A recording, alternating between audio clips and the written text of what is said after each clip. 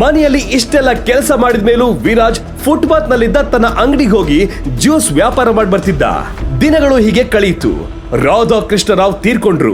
ಅದಾದ ನಂತರವೇ ಅವರಿಗೆ ನಿಜವಾದ ಸಮಸ್ಯೆ ಶುರುವಾಗಿದ್ದು.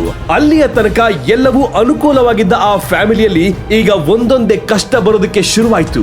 ಬಿಸ್ನೆಸ್ ಲಾಸ್ ಆಗಿ ಎಂಥ ಅನಾಹುತ ಆಯ್ತಂದ್ರೆ ಅವರಿಗೆ ಎಂಪ್ಲಾಯೀಸ್ಗೆ ಸಂಬಳ ಕೊಡೋಕೆ ಸಾಧ್ಯ ಆಗ್ಲಿಲ್ಲ.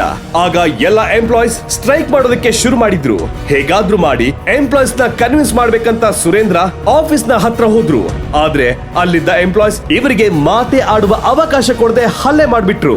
ರಕ್ತದ ಮಡುವಿನಲ್ಲಿ ಬಿದ್ದಿದ್ದ ಅವರನ್ನ ಯಾರೋ ಹಾಸ್ಪಿಟಲ್ಗೆ ಸೇರಿಸಿದ್ದರಿಂದ ಅವತ್ತು ಅವರ ಜೀವ ಉಳಿತು. ಇದರಿಂದ ಸುರಭಿಗೆ ತುಂಬಾ ಟೆನ್ಷನ್ ಆಯ್ತು. ವಿರಾಜ್ ಕೂಡ ತುಂಬಾ ತಲೆ ಕೆಡ್ಸ್ಕೊಂಡಿದ್ದ.